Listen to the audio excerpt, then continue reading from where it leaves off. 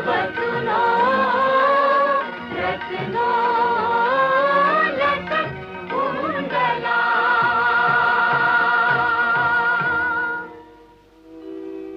মহামায়া সনাতনী শক্তিরূপা গুণময়ী, তিনি এক তবু প্রকাশ বিভিন্ন দেবী নারায়ণী, আবার ব্রহ্মশক্তি রূপা ব্রহ্মাণী, কখনো মাহেশ্বরী রূপে প্রকাশমানা, কখনো বা নির্মলা কৌমারী রূপধারিণী, কখনো মহাবজ্র রূপিণী ঐন্দ্রী, উগ্রা শিবদূতি, নিমুন্ডমালিনী চামুণ্ডা, তিনি আবার তমোময়ী নিয়তি।